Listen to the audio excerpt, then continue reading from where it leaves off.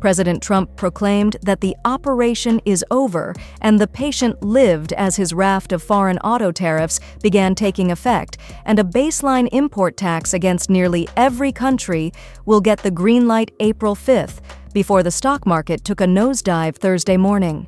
"The operation is over," Trump, 78, declared Thursday morning on Truth Social. "The patient lived and is healing.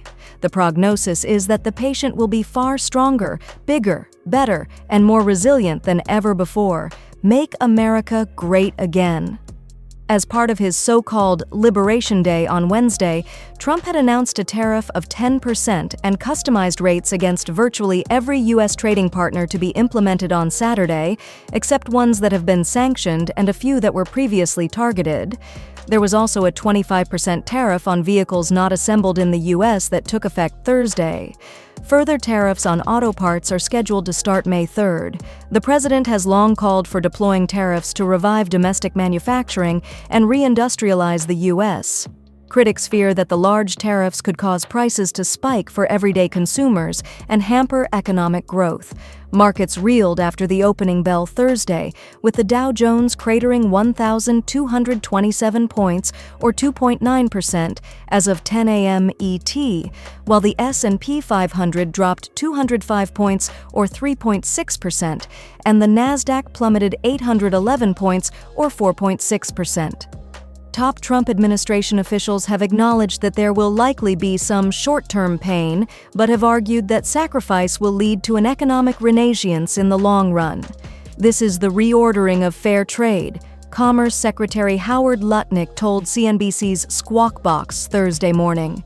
"It's about those non-tariff trade barriers. That's what we are addressing." The batch of tariffs that Trump claims are reciprocal was largely customized against countries based on the U.S. trade deficit with them. However, several countries, such as Australia, where the U.S. has a trade surplus, were still hit with the baseline 10% tariff. Worrying economists is the risk of sparking a global trade war against the U.S., where countries get locked into a vicious cycle of increasing trade barriers with others in a spiral of retaliatory measures. My advice to every country right now is, do not retaliate, sit back, take it in, let's see how it goes. Because if you retaliate, there will be escalation. If you don't retaliate, this is the high water mark, Treasury Secretary Scott Bessent told Fox News' Brett Baier on Special Report Wednesday. Last year, the U.S. imported $4.1 trillion worth of goods and services, while exporting $3.2 trillion, according to data from the Commerce Department.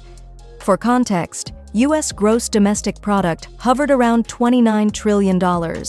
Various estimates show prices soaring for consumers. For example, financial services company Wedbush has estimated that the fallout from Trump's prior tariffs on automobiles will cause prices to jump between $5,000 and $10,000.